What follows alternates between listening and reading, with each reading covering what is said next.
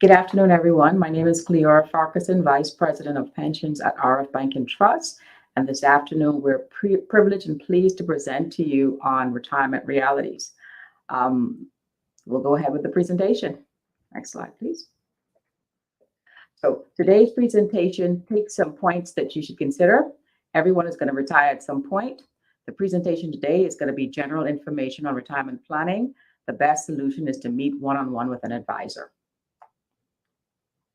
Okay, when we talk about our retirement realities, the first thing that we need to do is you need to visualize your retirement. A successful retirement begins with envisioning a rewarding and healthy and responsible lifestyle.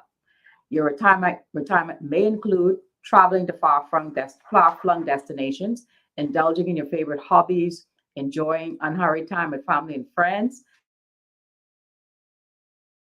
devoting more time to volunteering, starting your own business. However, what's very important to know is that a successful retirement requires smart planning and strategic investing.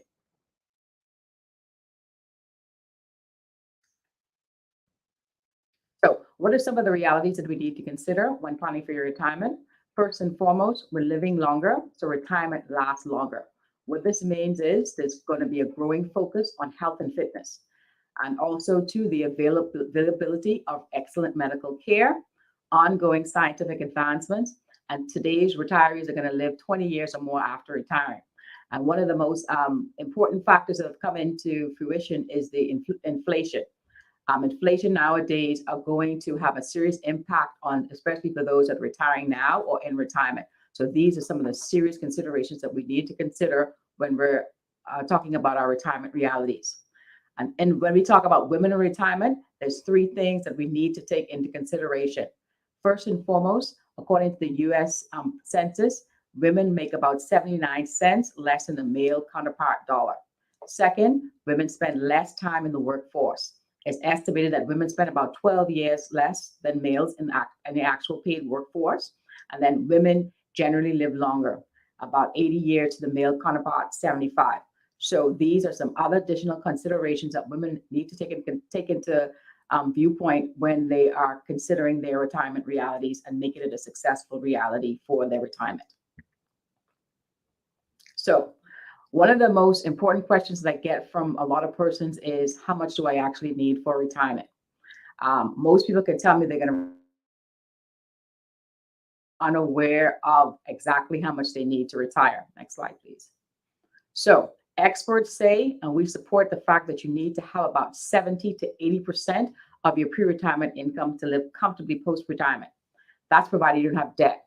A lot of persons go into retirement with a child in college or a mortgage.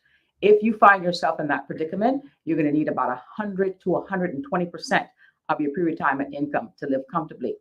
And of course, the amount you're going to need is going to be predicated on certain other things: age at retirement, your health status and life expectancy, goals, lifestyle decisions, and the available resources. So what I want to do is just to give you some exact numbers, just to put it in perspective for most persons. Like I said, the only thing that stops in retirement is your salary. You still have to eat. You still have to pay bills. You still have to pay taxes. So it's very, very important that you know exactly how much you're going to need for retirement. So what this next chart is going to show you is some practical examples. First and foremost, if you're somebody making about $300 a week, an annual salary of about $14,400, and don't forget, what I tell a lot of persons is, you're not going to die at 65 if you're fortunate. You may live another 20 years. And when you consider you have to survive for 20 years at a net rate of about 2%, when you stop working, you need to have about $350,000 to continue your lifestyle in retirement. If you're making about $350 a week, it's about $408,000. If you're making about $833 per month, weekly, or that's about $40,000 a year, you're going to need about $656,000. If you're making $1,250 a week or $60,000 per year, you're going to need about $982,000 to fund your retirement for the next 20 years.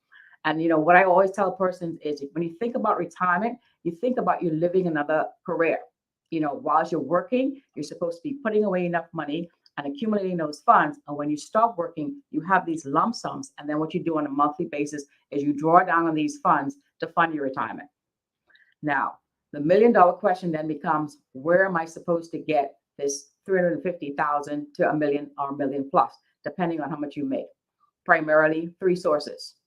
Firstly, you have a government pension payment plan, which only is supposed to account for about 15% of that. An employer-sponsored plan, 20% of that total that I gave you, and then your personal savings are supposed to account for 65% of your retirement mix. If we, however, were to look at each of these provisions individually, we're going to come up with some very, very interesting scenarios. First and foremost, when you think about a government payment pension plan, which is only supposed to be covering about 15%, in the Bahamas, it's estimated that the annual payout is about $350. NIB is estimated in the Bahamas to be depleted by 2029. And only recently, the Minister of State responsible for NIB said that that figure is going to be reduced to 2028. So we are going to have actually less time or for the fund before the fund runs out. And what I tell persons is when you think about a government pension plan like the one in the Bahamas or Barbados, it doesn't actually transfer wealth. All it does is it actually doesn't create wealth. All it does is transfers wealth from one generation to the next. So with the advances in technology we talked about and a lot less people having less children, there's less people paying into the fund. And, with government management and programs such as in the Bahamas, we had the recent COVID. We were spending monies to help persons that were unemployed during the recent COVID scare. When you have programs like that are withdrawing funds from the fund, this is what is causing the accelerated depletion of the fund. So like I said, in countries like the Bahamas and Barbados, the schemes that are run like NIB and NIS, they are actually they're going to be depleted by a certain point. When you look at an employer-sponsored plan in the Bahamas, we do not have mandatory pension laws. So a lot of employers, unfortunately, in the Bahamas, do not provide a pension plan for their employees. In Barbados, while they do have laws, it's not mandatory for a pension plan. But if you do have a pension plan, then there's certain provisions that you have to follow. In Cayman, they're fortunate enough to have a mandatory pension scheme. Unfortunately, like we mentioned about COVID, during that point, the pension scheme contributions were stopped, and then employees were allowed to actually withdraw funds. So what that means for a lot of the employees there is that, when it's time to retire, they probably won't have the amount of funding that they need. So what I would encourage those persons in Cayman to do is, in terms of their retirement funding, they need to speak with a professional and find out and project what their, needs are in retirement. And when the economy continues or when the economy picks up, they're going to need to increase their contributions to make up for those shortfalls. Then we look at the biggest provision of your retirement mix is personal savings. It's supposed to account for 65% of your savings. Unfortunately, for many in the Caribbean, we are living paycheck to paycheck. In the Bahamas alone, according to central bank statistics, less than 1/3 of all Bahamas have more than $1,000 in the bank account, and that's that was before the crisis. In Barbados, it's estimated that household debt increased by 220% to $6.1 billion in 2019. So like I said, in the Caribbean in particular, we have a very, very low savings rate and unfortunately a very high spending rate. So in terms of the Caribbean, we really need to put more focus on savings, not just for, pension needs, but also for our immediate needs. But that's a discussion for another day. Next slide, please. So, one of the things that I always try to encourage my clients is that, I say all these things to them and they look at me with their eyes, but I'm like, it's not all loss. In order to have a successful retirement, you need a plan, right? And one of the most effective ways to achieve a successful retirement is to have a master plan and then to divide your master plan into subgroups. Assess your financial position. That's number one. You need a spending plan, how you spend your money, savings plan, how you save your money, debt planning, how to avoid debts, and then investing planning, of course, how to make your money work harder for you. So we talk about assessing your financial position. What each and every person needs to do at the end of this presentation is, first and foremost, find out where they are financially. What is your income? Identify all of your expenses. What are your debt levels, etc. And then you'll be in a start position to start getting that retirement that you do desire. Now, one of the things that a lot of persons come to me and say, one of the biggest challenges about retirement is funding. Where am I going to find these extra monies to fund my retirement? Well, one of the things that I find out for a lot of persons that I meet with is that we do not budget. You have to budget. Budgeting, nothing strikes fear, I think, in most people other than doing a budget, but it's very important. What a budget exercise does is it lets you know where you are financially. It lets you know what your income is and what your expenses are. And if you're fortunate, you have a positive net income. But if you're not, it means that you have a negative net income. And that is not the time to panic. What you do is you come in and you meet with a financial advisor like myself or my colleagues in the Caribbean, and we can sit with you and we can develop a proper program for you where we'll be able to find ways to increase your income or reduce your debt. And then we're going to start using those funds to fund your retirement. Another key thing I tell my clients is to stop worrying, right? Once you're able to manage your finances, do not keep going to the bank for loans, etc., because the banks are in the business to make money. They make their money by lending you money at high interest rates. So one of the things that I encourage my staff to do, and my clients to do, is to stop worrying once they get a handle on their finances. Another thing, and that's big in the Caribbean and the Bahamas, they're called number houses, and in Barbados, it's called arcades. We got to stop, spending our monies at the gambling. Everyone has their own vices, but this is one of the quickest ways to lose finances. Some of the mottos are everybody wins. No, everybody doesn't win. Only the house wins. So those same funds that you do have playing numbers and arcades, etc., they need to be put to work for your retirement. Pay off those credit card balances, period. You only need one. Do you realize that if you have a credit card balance of $1,000, it's going to cost you $2,500 in about 17 years to pay back? So what people don't realize is that credit cards charge you almost about anywhere from 16 to 21%. And for what most persons do is they only pay the minimum. If you continue to do that, you're going to be paying lots of lump sums to the bank. If you have a balance of $2,500, it's going to cost you almost $7,000 and 30 years to pay back. If you have a balance of $5,000, it's going to cost you almost $17,000 and about 40 years and several months to pay back. Another thing I encourage my clients to do is start using a debit card versus a credit card. A debit card is actually your money. So if you use that money, it's gone. When you use credit card, that's the bank, and you're paying a lot of expenses interest to pay that back. Another thing that I encourage my clients to do is to brown bag it several times a week. Paying lunch on a daily basis can be very, very expensive. In the Bahamas alone, that same money you could use, you could save those monies up, go buy in bulk, buy the needs that you need to cook, and start bringing food on a daily or weekly basis. And you'll be surprised to find out just how much money you can accumulate. Next thing we need to do is shop for generic brands. Marketers spend a lot of money promoting these big name brands, such as in the Bahamas, it's called Clorox. We have an alternative called Just Bleach. It's not the big marketing brand, but it works just as well. So we need to move away from the name brands and start using generic brands. And we need to identify those savings and, of course, put those towards our savings program. We also need to limit entertainment expenses. A dinner for two now can cost you upwards of almost $160. The meal might cost $120. In the Bahamas, we just implemented VAT, and we also have gratuity. I always tell people as well, opt for basic cable packages. Try to rid yourself of unnecessary subscription programs. Also, too, if you're a good customer of the bank, you need to try to ask for lower rates on credit cards, mortgages, etc. And always remember, by all means, try to live within and below your means. So our first thing is to reduce expenses. The next thing, please, next slide, please. What we want to do is then, once we identify our expenses and reduce it, we need a savings plan. Everyone on this call and everyone that you should know, you have to have an emergency fund.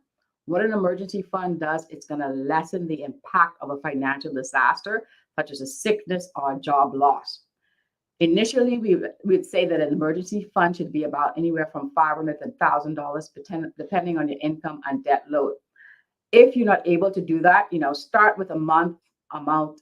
It actually should be 6 months, but if you can't start with 6 months of monthly income, start with a month.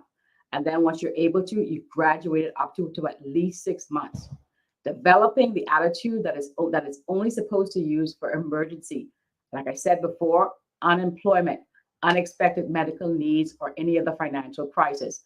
And if you use it, remember to put it back and make it automatic. That is one of the easiest things you can do, because I do that on a monthly basis. My money comes out on a monthly basis automatically. It goes to the bank, it goes to my savings account, and I don't feel it. You might feel it when you first start to do it for the first month or two, but trust me, you get adjusted to it and you'll be happy to see your savings account after a certain period. Next slide, please. So just to give you an example of some of the saving methods that you can use, right? What it is showing you is average month of about 22 days and some of the things that you can do to improve your savings. Like I talked about before, bringing your lunch to work. This chart is showing you if you were to stop purchasing lunch at $8 a day, you're going to save about $176 a month. Coffee. A lot of the young people now like to go to Starbucks and spend monies on frappes and lattes and all of these expensive, funny name brands, right? But that can cost upwards of $6 a day. And if you were to stop that, you can save about $132 a month. Soft drinks, that could be $1 a day. You stop that, that's about $22 a month. A night out, we go out all the time. Nothing wrong with taking these breaks, but it can become expensive. If you reduce your monthly night out budget twice at a cost of $150, you're going to save about $300 a month. And that can give you all of these items together. They're going to give you a grand total of about $632. $630. And these monies can go towards your saving and your retirement plan. And this list is by no means exhaustive. You could think about your personal situation and find additional ways for you to save, reduce your expenses, and then, like I said, have the comfortable retirement that you actually deserve. Not even can make, you deserve it. Next slide, please. So this chart, I like to show people, it's never late. It's never too late to start, right? What this is showing you is just a simple $100 per month. If you start at age 20 to age 65 under different investment portfolios, this is the kind of rates of interest that you could earn and amount of monies you can accumulate. So what this chart is showing you first, if a 20-year-old saves $100 a month to age 65 at 6%, they can save almost upwards to $200,000 at age 65. A balanced portfolio paying about 8%, they're going to save about $350,000. An aggressive portfolio paying about 10%, they're going to earn almost about $633,000. Unfortunately, what happens to a lot of us in the Caribbean is that we do not make retirement savings a priority, and we wait. We think about other financial goals. We get married, have kids, and we don't think about retirement. So we wait until it's closer to retirement to actually start saving. And what this means for you is that you start late, you're gonna accumulate less funds. So the same $100 a month to age 65, if you start at age 30 as opposed to age 20, it drops from $199,000 to about $142,000. At 8%, about $229,000, and at about 10%, $380,000. Unfortunately, what I find for a lot of people too is they come even later. So that same individual waiting at age 50 to age 65, the same $100 a month drops from $199,000 at 6% to just under $30,000 at 6%. At 8%, it drops to about $35,000, and about 10%, about $41,000. So, what I encourage a lot of persons to do is to start sooner rather than later. And if you're starting later, don't panic. This is only showing you $100 per month. If you were to come to me later, what I would encourage you to do is just to pay more. So as opposed to putting $100 a month, maybe you can afford to put $200 or $300 or $400 a month, so we can make up the time or some of the funds that you actually need for retirement. So don't panic. It's never too late to start. Come and speak to me as our colleagues in our other jurisdictions, and so we can get you on that, perfect road for retirement. Next slide, please. So to sum up, right? One of the things, like I said, about making your retirement reality is you have to think about what it is that you want to do for retirement. Visualize what you want. what it is that you want to do. Sit down and make specific scenarios. And then what you then have to think about is, what is it going to cost you, right? You need to project, I want to do all these things, but how am I going to afford to do that? You need to be proactive, start sooner rather than later. If you find yourself in a financial bind, like I said, you need to sit down and do a self-analysis, an economic analysis, where you try to reduce your expenses and increase your income. And what I always encourage my clients to do is don't panic, don't lose hope. You can always come and meet with a professional. Like I said, we do free budgeting and financial planning at our institutions in the Bahamas, Cayman, and Barbados. We're able to sit with you and we're able to design a budgeting plan. We're able to find your income, expenses. We're going to find ways to reduce your income, find ways to increase your income. Any funds that are identified, we're going to put those monies into our great portfolios so that we can have the investments, and so that when you do retire, you're going to have the amount of funding that you need to enjoy a comfortable retirement. My name is Cleora Farquharson. I want to thank you for staying with me for these few minutes, and have a great afternoon.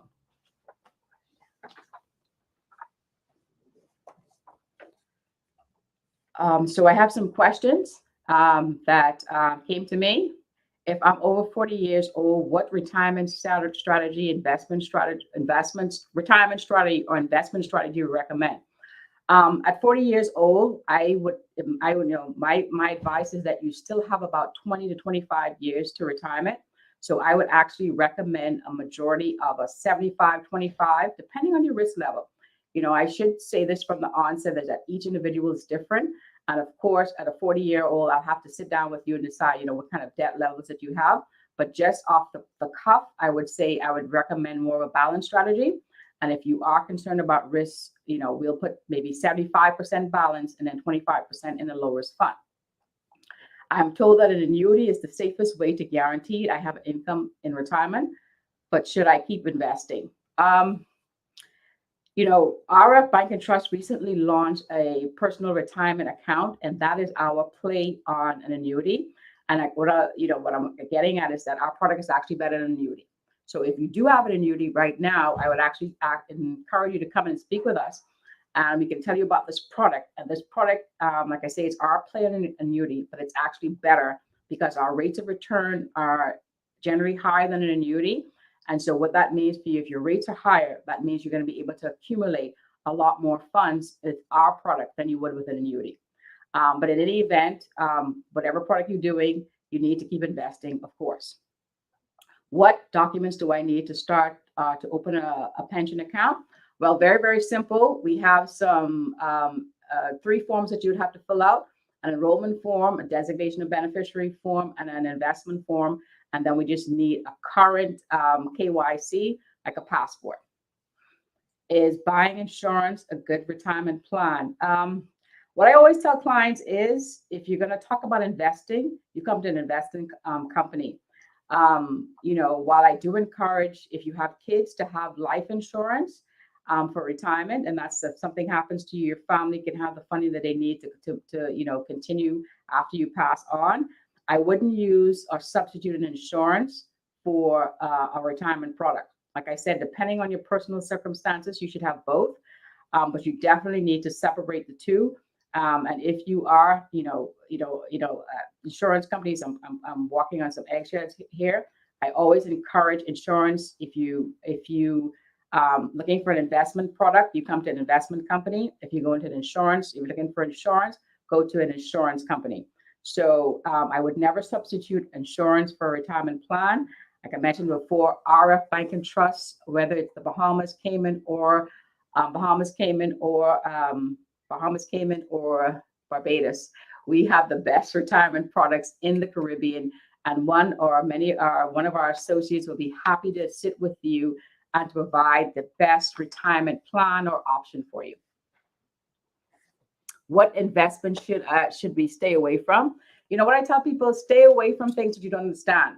Cryptocurrency seems to be the buzzword now, but if you're not unsure, if you don't understand it, try not to invest in it. And if cryptocurrency is going to be the future, so what I would encourage persons to do, if you don't understand it, you come to an investment professional to explain it for you. So what I say is stay away from investments that you don't understand, or stay away from investments that, promise these big returns, right? Because chances are they're probably not the safest. And in any event, you come and speak with a professional if you have any questions or concerns regarding investing. Okay. How have your funds been performing in the past 3 years in Barbados? It is at this point, but what we can do is if you would drop your email in the questions and answer period, we can get that to you before the end of the day. My apologies for not having that, but I don't want to tell you something that I don't know offhand. Do you recommend paying more towards your, before I answer that, I would actually have to sit with you and see what your full picture or your circumstance is. It's a good question, but I couldn't answer or give you advice unless I know what everything is in terms of your picture. Like, are you married? Do you have two incomes coming in? What's the rate of return on your principal, loan principal? What rate would you earn on investment? Because at the end of the day, just think about it. If you're paying a loan for 18%, but you're only going to invest in something that's only going to pay you 7%, then it makes more sense to actually pay off your loan principal. That's just the basics that I can give you. But like I said, in order to give you a total picture, I'd have to sit down with you and figure out, what your total program is before I give you exacting advice. That's all the questions we have this afternoon. I think our contact is going to come up. So if you want to set up an appointment to talk about investments, if you want to set up to talk about free budgeting and financial planning, please contact me. I would be happy to sit with you. And so we're able to come up with the best plan for you to enjoy your comfortable retirement. Thank you. Good afternoon and have a good day.